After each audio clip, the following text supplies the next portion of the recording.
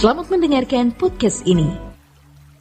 Kesalahan fatal dalam hidup banyak orang Kristen ketika memandang bahwa keselamatan hanya dikerjakan oleh Allah satu pihak. Saudaraku, manusia yang menjadi objek keselamatan harus juga merespon keselamatan yang Allah sediakan. Sangatlah benar bahwa Allah yang terlebih dahulu mencari manusia dan menangkap manusia. Tapi setelah kita ditangkap, maka kita juga menangkap Allah. Apa artinya itu, saudaraku? Nah, kita akan melihat lebih detail yang sudah saya kemukakan itu. Saudara, kita kembali kepada Filipi pasal 3. Filipi pasal 3, saudara. Ayat 12. Bukan seolah-olah aku telah memperoleh hal ini atau telah sempurna, melainkan aku mengejarnya. Dioko. To pursue, mengejar. Kalau-kalau aku dapat juga menangkapnya. Kata lambano, ya, menggenggam, mendapatkan, saudaraku. Ya. Karena aku pun telah ditangkap oleh Kristus Yesus. Kata menangkap, ditangkap ini memiliki akar kata yang sama dalam bahasa Yunani. Jadi Allah telah menangkap kita, maka kita juga menangkap Dia. Saudara-saudara, aku sendiri tidak menganggap bahwa aku telah menangkapnya. Tetapi ini yang kulakukan, aku melupakan apa yang telah di belakangku dan mengarahkan diri kepada apa yang di hadapanku dan berlari-lari kepada tujuan untuk memperoleh hadiah, yaitu panggilan surgawi dari Allah dalam Kristus Yesus. Nah, saudaraku, aku melupakan apa yang telah di belakangku. Ya, apa yang telah Paulus lupakan? Semua kemegahan yang pernah dia miliki, kedudukan tinggi dan semua fasilitasnya. Melepaskan semuanya agar memperoleh Kristus. Ini tindakan barter, ya saudara. Kita tidak bisa memiliki Kristus sementara kita masih merasa memiliki yang lain. Jadi sangat jelas bahwa Paulus melupakan semua dan menganggapnya sampah supaya memperoleh Kristus. Dan ini merupakan perjuangan. Ayat ini jelas menunjukkan bahwa seseorang tidak memperoleh Kristus secara lengkap dengan gratis. Tetapi harus ada perjuangan, saudara. Telah saya jelaskan tadi bahwa secara hukum, secara de jure, kita ini telah berdamai dengan Allah. Tetapi secara de facto belum, karena kita masih berkodrat dosa, ya, masih belum memiliki pikiran perasaan Kristus, tidak bisa berjalan seiring dengan Tuhan. Jadi secara de facto belum bisa harmoni. Paulus mengatakan bahwa ia mengarahkan diri ke depan. Ya. Sekarang dia melupakan apa yang di belakangnya, dia mengarahkan diri di depan. Yang di depan itu adalah panggilan surgawi dari Allah dalam Kristus Yesus. Inilah kemuliaan bersama-sama dengan Kristus. Kemuliaan bersama-sama dengan Kristus tidak diperolehnya dengan mudah. Ia harus memburu, to pursue, berlari, dioko, saudaraku. Jadi kita harus berdamai dengan Allah sejak kita hidup di dunia ini, saudaraku. Sebab kalau kita tidak sejak di bumi ini berdamai, maka ketika kita menghadap pengadilan Tuhan, tidak mungkin kita bisa berdamai dengan mendadak. Ya, Nah, kalau Paulus fokusnya bagaimana memperoleh hadiah surgawi, maka pasti seluruh kegiatan hidupnya itu diarahkan untuk memperoleh hadiah surgawi tersebut. Ya. Hadiah surgawi inilah yang dimaksud oleh Paulus juga ketika menulis suratnya kepada Timotius di 2 Timotius 4 ayat 7 sampai 8. Yang disebut sebagai mahkota kebenaran. Aku telah mengakhiri pertandingan yang baik, aku telah mencapai garis akhir, dan aku telah memelihara iman. Sekarang telah tersedia bagiku mahkota kebenaran yang akan dikaruniakan kepadaku oleh Tuhan Hakim yang adil pada harinya. Tetapi bukan hanya kepadaku, melainkan juga kepada semua orang yang merindukan kedatangannya. Nah, ayat ini saya kupas secara khusus di hari Jumat yang temanya mempersiapkan kematian yang bermartabat.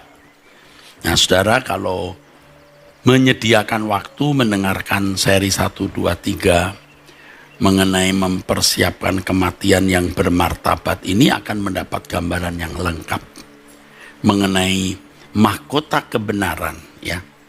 Yang dalam teks aslinya tes Dikaiosunes Stephanos. Dalam bahasa Inggris diterjemahkan the crown of righteousness. Memperoleh mahkota kebenaran bukan hal yang mudah. Harus masuk pertandingan. Ada kata pertandingan, ya. Pertandingan yang baik. Agona. Kata ini ternyata digunakan di dalam Lukas 13 ayat 34. Berjuanglah masuk pintu sempit. Digunakan kata agoniseste. Sedangkan agona itu juga bisa berarti pertandingan atau perlombaan. Jadi Tuhan mengatakan berlombalah.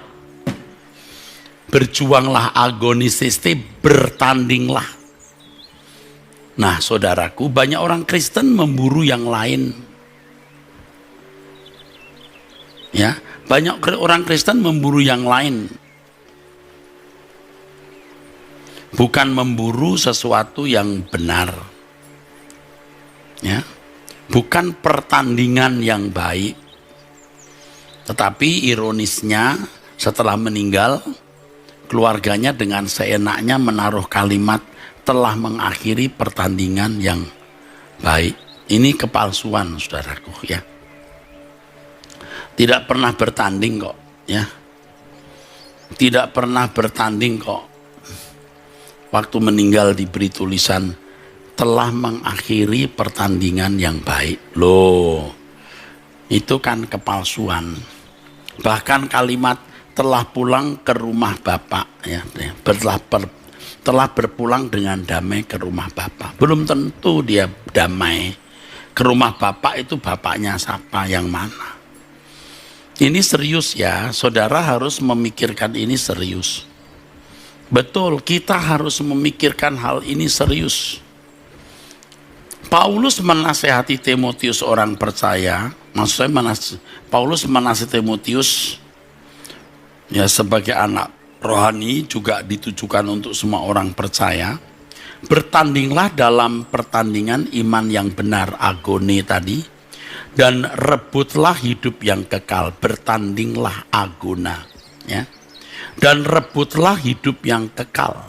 Kata rebut di sini epilambano, artinya menggenggam, meraih, to take hold, to take the hand, or to take by the hand. Pegang dengan tangan, to take by the hand. Ada bagian di mana Allah menangkap kita, tetapi juga ada bagian di mana kita menangkap sesuatu yang Allah kehendaki untuk kita tangkap. Dan inilah pertandingan itu. Maksudnya agar kita hidup dalam kesempurnaan seperti Yesus, agar kita dapat bersekutu dengan Bapa. Nah, khotbah saya hari Selasa, Jumat, dan Minggu ini semua bertalian erat. Benar-benar bertalian erat. Kalau Selasa saya berbicara mengenai persiapkan jalan bagi Tuhan. Nih saya beritahu saudaraku, ya, ada fase di mana seseorang mempersiapkan diri, ya, ini kalau saya tulis kata persiapan saja, ya saudara. Di sini orang percaya harus sudah memiliki iman Abraham. Maka pada hari Selasa kemarin saya katakan, sebelum orang jadi anak Allah harus jadi anak Abraham dulu.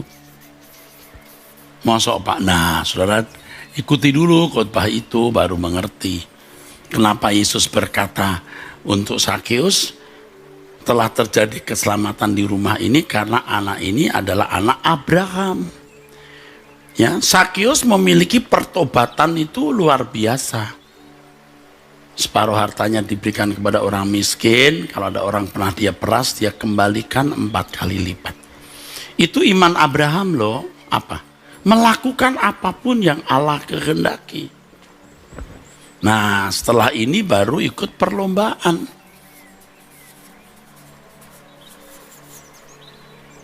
Perlombaan untuk apa? Serupa dengan Yesus. Nggak gampang ini.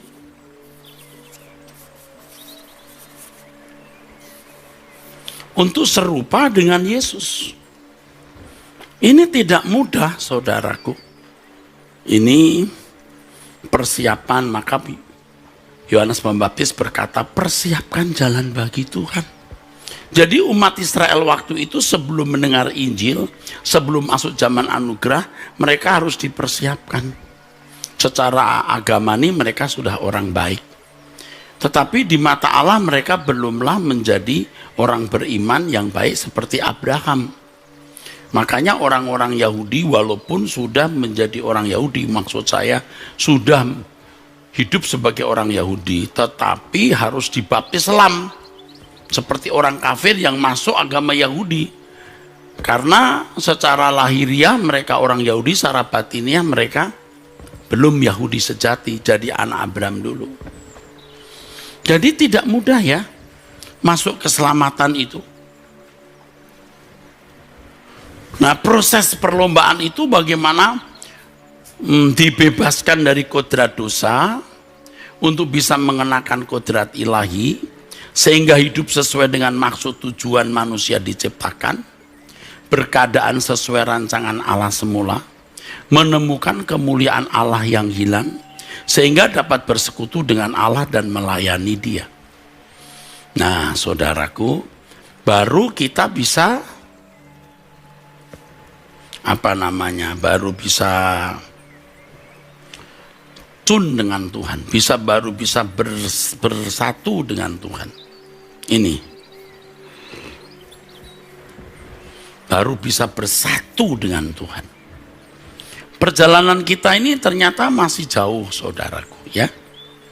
Termasuk saya, perjalanan saya masih jauh.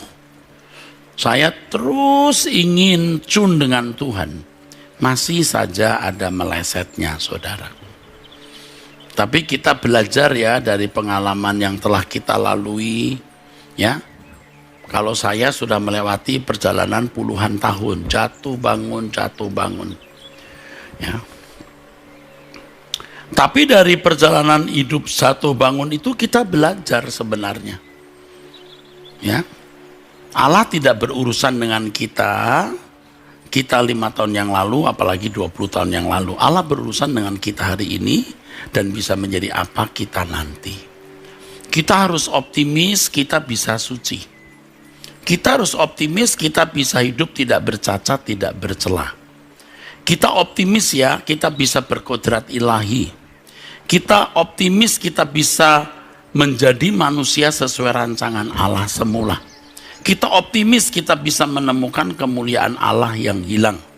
Supaya kita bisa bersekutu dengan Allah. Nah ini yang namanya bertanding tadi. Dia menangkap aku, sekarang aku menangkap dia. Maka tema khotbah saya hari Minggu ini menangkap Tuhan. Paulus mengatakan, aku telah menyelesaikan pertandingan yang baik. Wah, ini luar biasa. Dia tahu. Makanya keselamatan yang Paulus miliki itu bukan berdasarkan keyakinan, tapi pengalaman. Kekristenan memang bukan sekedar keyakinan, tapi pengalaman. Ia tahu bahwa ia pasti diterima oleh Tuhan. Dia pasti memiliki mahkota kebenaran. Mahkota abadi, saudara. Nah, begitu. Ada orang yang berpendapat bahwa keselamatan diberikan Tuhan itu tunai dan tidak bisa hilang. Wah, nanti dulu. Ini pandangan yang keliru. Kita belajar dulu apa itu dosa, apa itu anugerah, apa itu keselamatan. Berdasarkan Alkitab. Jangan berdasarkan pandangan teologi siapa gitu, saudara.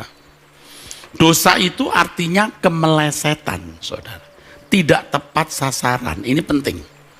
Dulu Adam dan Hawa diharapkan ya memiliki gambar dan rupa, selem dan demos seperti Allah. Gambar artinya manusia memiliki pikiran dan perasaan. Ya. Selem, demos artinya kualitas. Jadi bagaimana manusia memiliki pikiran perasaan yang bisa memproduksi kehendak yang selalu sesuai dengan pikiran perasaan Allah. Nah, kalau bisa itu namanya tepat. Tapi kalau tidak namanya meleset. Jadi ketika Adam dan Hawa gagal membangun pikiran perasaan yang bisa memproduksi, melahirkan, membuahkan keinginan kehendak yang selalu sesuai dengan pikiran perasaan Allah, dikatakan manusia telah kehilangan kemuliaan Allah. Manusia telah jatuh dalam dosa, meleset. Tapi bukan berarti manusia pasti menjadi biadab seperti binatang. Manusia masih bisa baik, maka Tuhan memberi hukum-hukum supaya manusia dituntun hukum-hukum tersebut bisa menjadi beradab. Itu dosa. Oke? Kalau anugerah itu pemberian cuma-cuma yang diberikan Allah, yaitu sarana untuk mengalami perubahan dari pikiran perasaan yang tidak mampu memproduksi kehendak sesuai dengan pikiran perasaan Allah, diberi kemungkinan, potensi agar bisa sesuai dengan pikiran perasaan Allah. Jadi keselamatan tidak otomatis membuat pikiran perasaan manusia itu bisa sesuai dengan pikiran perasaan Allah. Ini anugerah. Nah, jika anugerah itu dimanfaatkan, tidak disia-siakan, maka seseorang mengalami perubahan, bukan hanya jadi baik. Kalau jadi baik ya cukup beragama. Tapi sempurna seperti Bapa atau serupa dengan Yesus, di mana manusia bisa memiliki pikiran perasaan yang bisa melahirkan keinginan kehendak yang selalu sesuai dengan pikiran perasaan Allah. Itu pikiran perasaan Kristus. Jika manusia bisa mengalami itu berarti keselamatan. Ini keselamatan. Baru bisa masuk keluarga kerajaan Allah. Nah, saudaraku, Paulus mengatakan bahwa ia harus memelihara iman sampai akhir. Di sini bukan Tuhan sendiri yang memelihara iman, tapi masing-masing individu juga, saudaraku. Ya, memelihara itu tereo, yang artinya to keep an eye on, watch, tetap mengawasi dengan mata atau menjaga. Nah, saudaraku, kita tidak boleh menelantarkan iman, kita harus aktif memburu hadiah surgawi. Ya, ini rumit menjelaskannya. Tapi saya tahu apa yang sedang saya percakapkan. Oke, kita mulai dulu ya, saudara, mengenai dosa tadi. Dosa itu artinya meleset. Hamartia ya. Artinya tidak tepat. Ya, kalau kalimat yang boleh saya gunakan, ya, tidak berkodrat ilahi. Nah ini, jadi berkodrat dosa. Tidak berkodrat ilahi. Maaf, ilahi ya. Tidak berkodrat ilahi. Anugerah, nah coba perhatikan. Itu potensi jalan, nah boleh. Potensi jalan untuk bisa berkodrat ilahi. Kodrat ilahi. Potensi atau jalan. Maka kalau orang Kristen percaya Yesus sebagai Tuhan dan Juru Selamat, dia melihat potensi ini, tapi tidak langsung masuk surga. Ya, nah maka kalau bicara soal keselamatan itu dikembalikan ke rancangan semula, bisa berkodrat ilahi.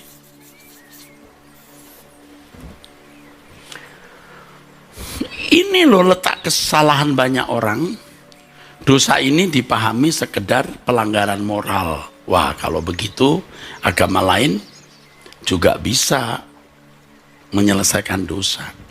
Tapi orang Kristen berkata, lah nggak ada Yesus, bagaimana bisa diselesaikan dosa mereka? Saudara harus tahu, Yesus mati untuk semua manusia. Makanya ada pengadilan. Kalau Yesus tidak mati di kayu salib, nggak ada pengadilan, semuanya masuk neraka. Ternyata semua orang diadili. Jadi memang setiap orang akan diperhitungkan apakah ada kejahatan di dalam diri mereka atau mereka mengasihi sama seperti diri sendiri. Nah ini mereka bisa masuk dunia akan datang sebagai anggota masyarakat. Nah anugerah ini, keselamatan ini hanya untuk umat pilihan, saudara. Hanya untuk umat pilihan. Makanya saudara, fokus kita itu bukan hanya masuk surga. Fokus kita itu mahkota kebenaran. Mahkota kebenaran.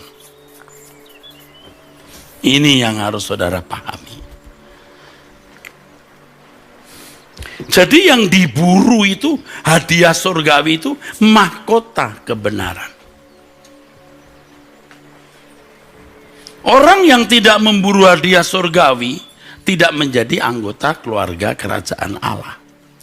Paket keselamatan kita itu bukan hanya masuk surga, tetapi memperoleh hadiah surgawi. Ya. Orang sering tidak terima apa yang saya ajarkan, bahkan marah. Loh kok orang di luar Kristen bisa selamat? Oh nanti dulu selamatnya bagaimana? Loh orang di luar Kristen kok bisa masuk surga? Nanti dulu. Orang yang bisa masuk, maksud saya orang yang bisa selamat sesuai dengan paket keselamatan dalam anugerah di dalam Yesus Kristus, itu orang tertentu. Prerogatif Allah, ada prerogatif Allah.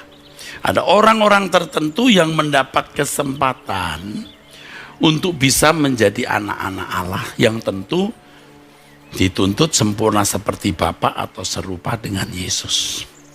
Nah mereka yang di luar Kristen, ya orang yang dilahirkan sejak kecil di pedalaman India atau pedalaman Tibet juga tidak pernah mendengar Injil dari dulu. Atau orang yang hidup sebelum zaman Yesus. Apakah mereka dilahirkan hanya untuk masuk neraka selama-lamanya?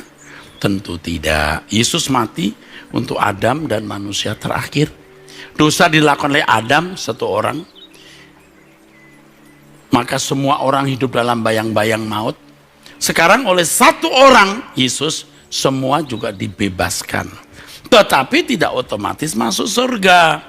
Ada perbuatan mereka yang dihakimi, yang mengasihi sesama seperti diri sendiri boleh masuk dunia yang akan datang. Maka Tuhan berkata, ketika aku lapar engkau berikan aku makan. Perbuatan baik. Kalau saya bicara soal Lazarus yang masuk surga itu, apa dasarnya? Iman kepada Yesus? Tidak. Orang yang memberi makan, orang yang lapar, memberi baju kepada orang yang tidak punya pakaian, dasarnya apa? Perbuatan. Maka semua orang diselamatkan Maksud saya orang dihakimi menurut perbuatannya. Tapi Pak, kan ada firman yang mengatakan keselamatan bukan karena perbuatan baik. Nah ini loh, orang tuh tidak melihat konteks. Semua telah diplot-plot menjadi kaku. Keselamatan itu bukan karena perbuatan baik. Memang Yesus mau diutus Bapa di surga, Allah menyediakan keselamatan dalam Yesus Kristus itu bukan karena perbuatan baik. Jangan lupa. Tapi ini sudahlah ya, keselamatan di luar Kristen kita bahas lagi nanti. Tapi sudah saya sampaikan beberapa kali pertemuan, sudah belasan ya. Saudara ikuti itu ya. Tapi sekarang yang saya mau ajak saudara melihat satu kutub ekstrim. Kutub ekstrim, kalau tadi ada kutub di mana orang di luar Kristen bisa masuk surga menjadi anggota masyarakat. Kutub ekstrim, ini paket keselamatan, hadiah surgawi. Ini loh, hadiah surgawi, mahkota kebenaran. Oleh sebab itu orang percaya harus memiliki geliat, gerak, aktivitas yang memadai untuk bisa mengisi kekristenannya secara benar. Dan standarnya itu Yesus. Nah kalau saudara berkata Yesus anak Allah, oke, Paulus yang di Filipi 3 ayat kalau saudara melihat tidak dalam ayat 17, dia berkata, saudara-saudara ikutilah teladanku dan perhatikanlah mereka yang hidup sama seperti kami yang menjadi teladanmu. Wah, ini luar biasa. Paulus menjadi teladan, ini loh modelnya. Dan mereka yang hidup sama seperti kami yang menjadi teladanmu. Nah ini. Jadi bukan hanya Paulus yang bisa menjadi teladan. Harus ada orang yang menjadi teladan. Hari ini harus ada orang yang menjadi teladan. Pendeta harus menjadi teladan. Harus. Yang berkhotbah harus menjadi teladan. Mungkin saudara berkata, Pak, kami tidak pernah melihat perbuatannya setiap hari, bagaimana bisa menjadi teladan? Saudara percaya ada Roh Kudus? Saudara percaya mendengar suara Roh Kudus? Yakin Tuhan bisa bicara? Yang kedua, saudara punya nurani? Saudara melihat seorang pendeta ketika khotbah, nuranimu mesti bicara. Nah kalau saudara mau hidup setiap hari dengan dia kan nggak bisa. Paulus berkata ikuti teladanku, memangnya orang bisa hidup sehari-hari dengan Paulus? Apalagi waktu itu tidak ada media sosial, tidak saling kenal. Waduh jauh. Paulus dikenal beberapa orang, jauh seorang diri. Yang perjalanan juga harus jalan kaki, waktunya habis buat jalan. Tapi Paulus mengatakan ikutilah teladanku. Prinsip-prinsip imannya, dari tulisannya, khotbahnya, orang meraba hidupnya. Karena khotbah itu bisa memancarkan spirit atau roh. Anda tidak boleh tidak mengenal orang, harus. Anda tidak boleh tidak mengenal pendeta atau pembicara yang saudara dengar. Tidak boleh tidak kenal. Anda harus kenal. Saudara juga harus kenal saya. Dan Anda juga tidak boleh ragu-ragu kalau Anda anggap tidak bisa jadi teladan, brengsek, Anda tidak boleh buka Truth ID. Kenapa? Anda stres? Kasihan. Anda dengar khotbah orang lain dan saya rela Anda tidak bersama saya. Tidak masalah. Tetapi saudara bisa melihat seorang hamba Tuhan, ini orang patut nggak jadi teladan. Dengarkan khotbahnya. Jangan dengar apa kata orang. Dengar suara hatimu. Ya saudara. Betul saudara, sekarang ini media sosial begitu mudah ya memberikan hoax ya. Saya bicara ini bukan mau membela diri, saya baik loh. Oh enggak. Saya juga bukan orang sempurna. Tadi saya sudah bicara. Saya sering bicara. Track record masa lalu saya belum tentu semua baik. Nggak ada orang baik itu, nggak ada. Semua orang juga brengsek. Nggak ada orang baik, nggak ada bro. Semua orang brengsek. Masalahnya bagaimana dia mengelola kebrengsekannya itu.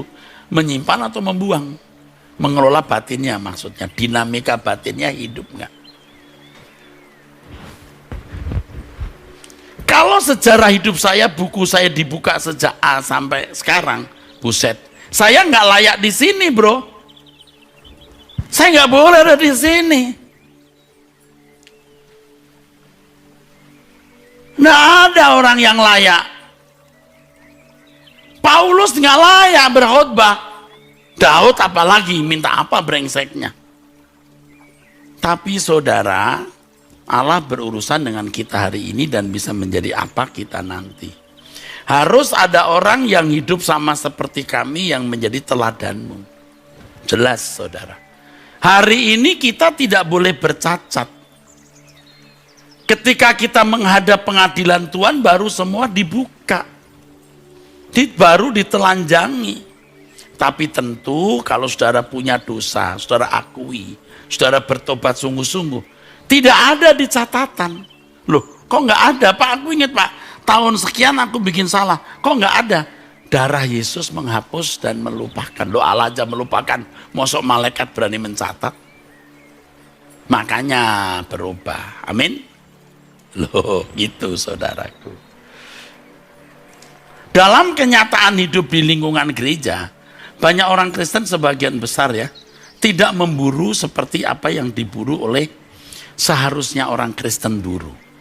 Makanya di Filipi 3 ayat 18-19, ini masih di Filipi. Ya, Paulus berkata, karena seperti yang telah kerap kali kukatakan kepadamu dan yang kunyatakan pula sekarang sambil menangis, banyak orang yang hidup sebagai seteru salib Kristus. Kesudahan mereka ialah kebinasaan, Tuhan mereka ialah perut mereka, kemuliaan mereka ialah aib mereka, pikiran mereka semata-mata tertuju kepada perkara duniawi.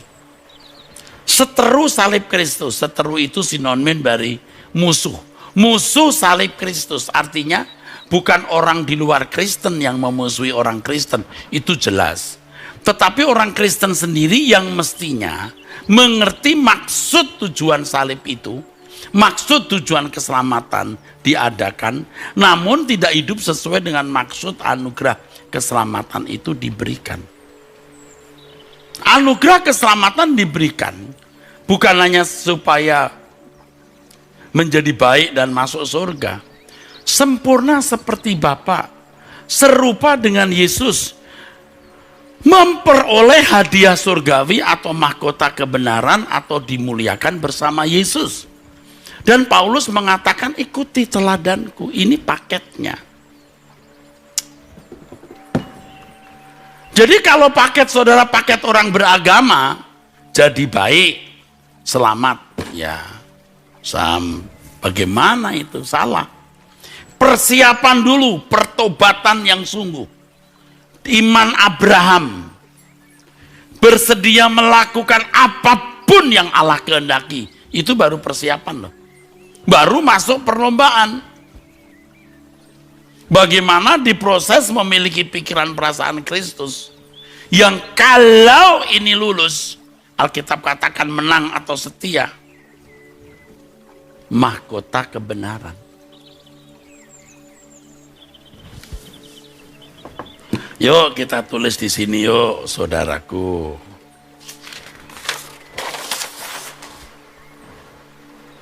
Jadi kalau hanya baik masuk surga, ini paket sesat. Ini semua oleh anugerah salib ya saudara.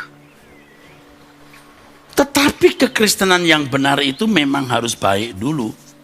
Baik standar Allah. Iman Abraham, kesediaan melakukan apapun yang Allah kehendaki, itu baru persiapan. Maka kalau Tuhan Yesus menyuruh orang, ya, dia mulai dengan jual segala milikmu, baru ikut aku. Tidak boleh pakai embel-embel. Lepaskan segala sesuatu, jual segala milikmu, baru ikut aku. Melepaskan beban dan dosa, baru ikut perlombaan. Iman Abraham itu. Apapun yang Allah kehendaki dilakukan. Ini baru starting. Lah ya, kalau cuman baik belum iman Abraham, tidak membunuh, tidak mencuri, tidak berzina, ya ini nggak masuk hitungan. Tetapi kalau orang di luar Kristen, ya memang begini standarnya. Tapi ini anggota apa tadi? masyarakat.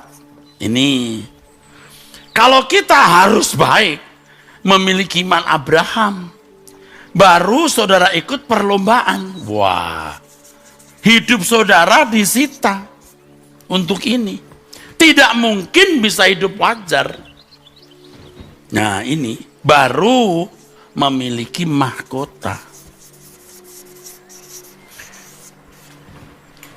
Maka orang yang masuk proyek keselamatan ini, saudara, ini proyek keselamatan ya, itu orang yang tidak wajar hidupnya.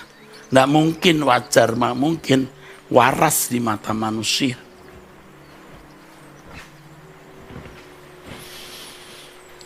Nah, Paulus berkata karena kewargaan kita ada di dalam surga. Ayat berikutnya ya. Dan dari situ juga kita menantikan Tuhan Yesus sebagai, maksud saya, sebagai juru selamat yang akan mengubah tubuh kita yang hina ini, sehingga serupa dengan tubuhnya yang mulia, menurut kuasanya yang dapat menaklukkan segala sesuatu kepada dirinya. Nah, saudara, ini paket. Ini paket orang percaya menangkap Tuhan. Nah, di perjanjian lama itu banyak orang baik loh. Artinya ada juga gitu. Coba lihat zaman Elia. Orang menyembah Baal, tapi ada 7.000 orang yang bertekad setia kepada Elohim Yahweh. Baik enggak itu? Ini belum bicara tentang Noah, Ayub yang memang saleh. Saudara, jangan berkata, Pak, kata firman Tuhan, kebaikan manusia itu seperti kain kotor. Loh, itu kan zaman Yesaya. Orang Israel bejat kabeh, bejat semua. Yang paling baik pun kebaikannya seperti kain kotor, ya jelek semua. Maka Tuhan mengizinkan Babel menghancurkan Yehuda. Karena yang paling baik saja kualitasnya seperti kain kotor. Jangan ayat itu dikenakan Ayub, dikenakan ke Musa, dikenakan ke Nuh. Ya enggak kena. Dikenakan ke semua orang lah. Itu kan bodoh sekali, saudara. Itu ayat di zaman Yesaya jangan dikenakan ke semua orang. Hanya karena mau membela bahwa Tuhan yang menentukan orang selamat dan yang lain tidak. Enggak boleh gitu. Jadi tidak akademis dan memang benar-benar tidak seperti orang belajar teologi dengan benar. Demi membela satu doktrin, saudara. Ya jangan begitu, saudara. Nah, kalau di perjanjian lama itu orang bisa melakukan hukum. Kalau gagal gimana Pak? Karena nggak ada orang yang berhasil. Oh, ada solusinya. Tuhan kan cerdas dan cakap, adil. Karena melihat manusia pasti bisa salah. Darah domba yang disembelih. Nah, darah domba ini darahnya Yesus. Maksudnya voucher, lambang dari darah Yesus. Maka orang-orang Yahudi dulu yang taat, tapi ada salahnya. Taat, lalu dia dengan tekun menyembelih darah domba untuk penghapus dosa. Mereka bisa menjadi anggota masyarakat. Nah, bagaimana dengan orang-orang di luar bangsa Yahudi? Ya enggak ngerti Yahweh, enggak kenal penumpahan darah domba, asal mengasihi sama seperti diri sendiri, masuk menjadi anggota masyarakat di langit baru, bumi baru. Ini paketnya di sini. Nah, paket kita ini saudara. Melepaskan segala sesuatu dan menganggapnya sampah supaya memperoleh Kristus. Maka saudara, saya tulis di dalam tulisan saya ini, persiapan saya ini, orang yang memasuk kerajaan surga itu tidak bisa memiliki dua kaki yang berjejak di tempat yang berbeda. Satu kaki di dunia, satu kaki di surga, tidak bisa. Orang yang mau benar-benar merindukan mahkota kebenaran, itu hatinya harus sepenuhnya dipindahkan ke langit baru, bumi baru. Sebenarnya bertahun-tahun saya juga masih menyisakan bagian hidup saya di dunia ini. Waduh, samar-samar gitu, tapi ada. Tapi sejak saya sakit kemarin, waduh, saya kapok. Pokoknya angkut semua. Saya mau berkemas-kemas pulang ke surga. Nah, itu saudaraku. Jadi kalau kita menggumuli kerajaan Allah dengan benar seperti ini, maka kita akan bisa mencapai kesempurnaan. Dan kita tidak bisa balik lagi, dan kita bisa mengerti suci itu sebuah keniscayaan. Nah, kalau kita masih ragu-ragu suci atau enggak ya, kita menghadap Allah dengan keraguan-raguan. Oh, saya tidak mau, kita tidak boleh begitu. Setiap kali ya kita memeriksa diri di hadapan Tuhan. Tuhan, ada kesalahan apa? Aku minta ampun. Aku masih terikat dunia apa? Aku mau lepaskan. Seakan-akan kita akan segera menghadap Allah. Dan memang kenyataannya kita akan menghadap Allah. Bisa setiap saat. Nah, kalau kita terus bertumbuh begitu, kita baru mengerti kesucian itu keniscayaan. Melihat dunia ini menjadi pudar keindahannya. Kalau Anda berkata, masuk Pak Eras, ya kita lihat saja nanti di pengadilan. Jangan banyak bicara. Nanti kita di pengadilan, saudara. Ya. Tapi kalau orang tidak membiasakan diri untuk menjadi berkenan di hadapan Allah, karena doktrinnya juga salah. Kita ini layak hanya karena Allah yang melayakkan. Oh iya, darah Yesus melayakkan kita menghadap Bapa. Tapi berubahlah terus. Sampai kau bisa dengan Bapak, cuning, krek. Kalau enggak layak, saudara. Dibuang. Tanah liat itu berharga di mata Allah. Tapi kalau tanah liat tidak pernah jadi bejana, dibuang. Jadi pesan yang sangat kuat yang harus didengar pada kesempatan ini adalah kita tidak bisa memiliki kerajaan surga dengan sebagian hati. Kalau seseorang ingin memiliki kerajaan surga harus dengan sepenuh hati, artinya kita tidak dapat memiliki langit baru, bumi baru kalau kerinduan kita tidak 100% ke kerajaan itu. Lah Tuhan berkata, kumpulkan harta di surga, bukan di bumi. Kita tidak dapat mengabdi kepada dua Tuhan. Jelas, kalau hati seseorang masih terbagi dengan dunia ini, ia tidak mungkin mengabdi 100% kepada Allah. Ingat ya, ketika Tuhan Yesus datang mau menyelamatkan kita, Tuhan itu mau bawa kita ke negerinya. Ayo berkemas-kemas. Matius, tinggalkan meja cukaimu. Halo Petrus, Yohanes, tinggalkan jala dan kapalmu, tinggalkan. Memang tidak semua secara harfiah begitu. Contohnya Sakius, tetap jadi pemungut cukai, tapi pemungut cukai yang tidak memeras orang. Ya, itu meninggalkan dunia juga, saudaraku. Tidak semua orang menjadi seperti murid-murid Yesus. Jadi untuk mencapai perkenanan Allah, hidup tidak bercacat, tidak bercela, itu tidak bisa dengan setengah hati.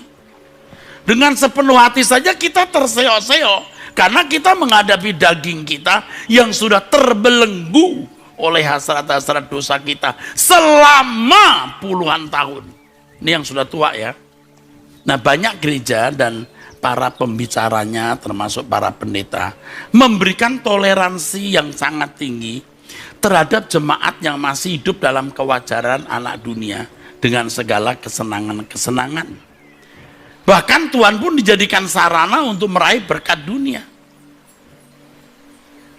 Jadi akhirnya tidak sedikit hamba Tuhan pendeta yang jual jasa doa. Makanya di doa pagi, perhatikan, doa pagi jam 5 saya sering mengajak mereka doa pribadi, setelah itu saya nyanyi dan saya memberikan renungan. Loh, kok Pak Eras nggak mendoakan orang-orang sakit? Doa sendiri. Sudah saatnya doa sendiri. Saya itu pengen mendoakan orang-orang sakit, tapi rasanya bidang saya, bagian saya bukan itu. Ada penginjil-penginjil yang baik. Tidak semua penginjil itu baik. Yang dipakai Tuhan untuk mendoakan orang sakit sembuh. Dan saya percaya mereka hamba Tuhan yang benar. Tapi kalau bidang saya ini mengajar. Bidang saya ini mengajak orang berkemas-kemas.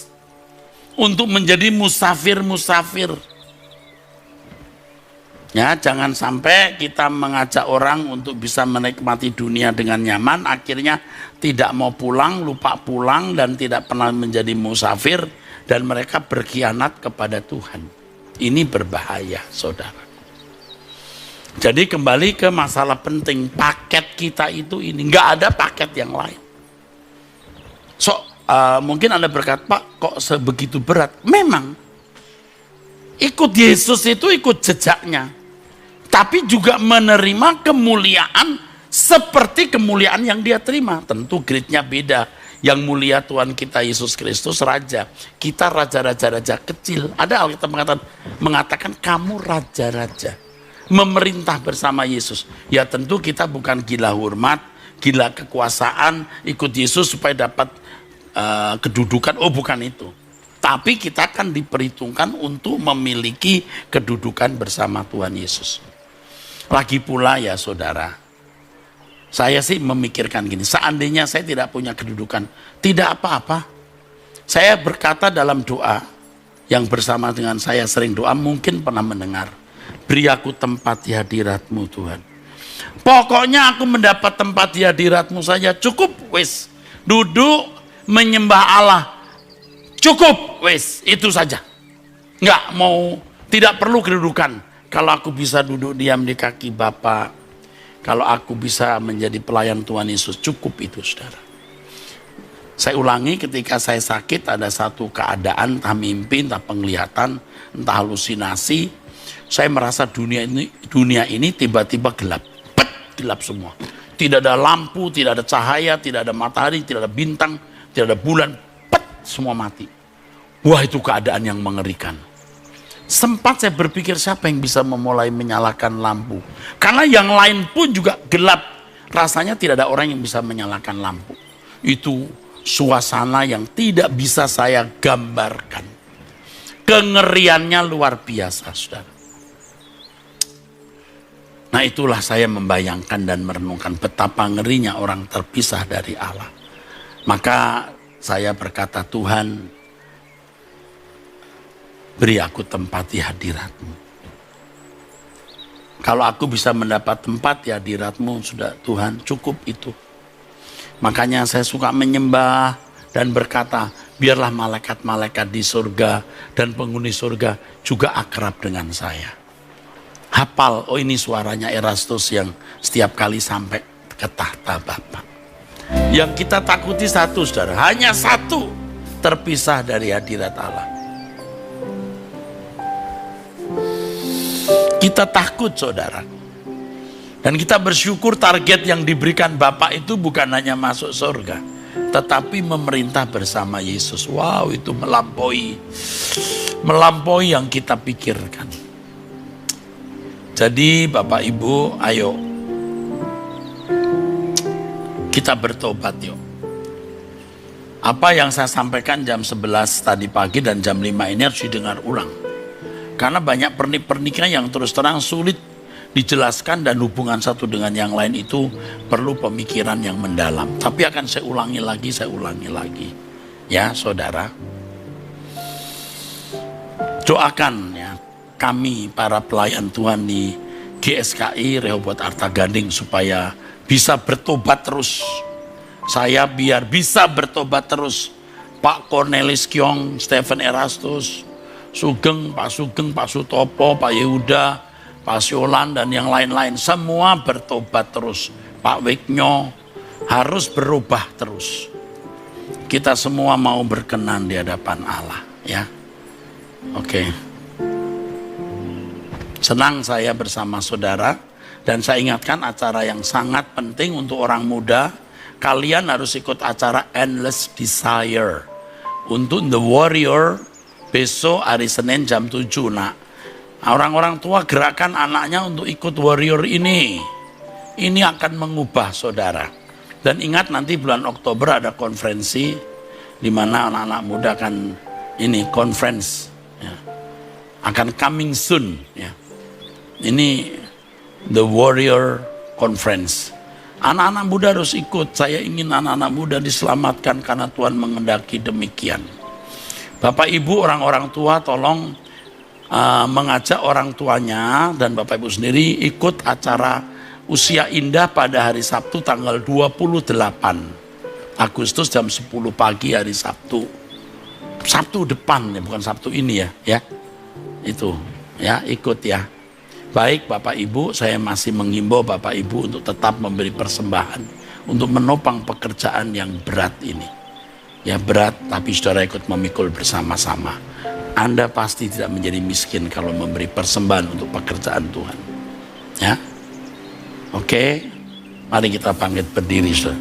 Kiranya engkau temukan di matamu aku berkenan di antara manusia.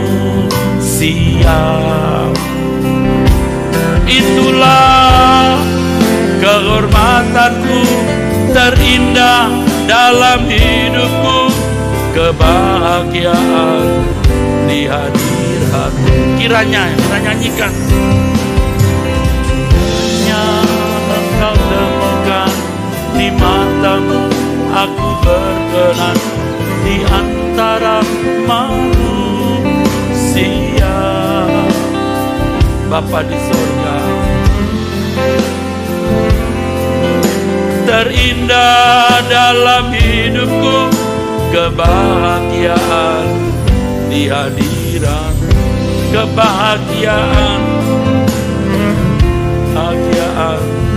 di hadirat.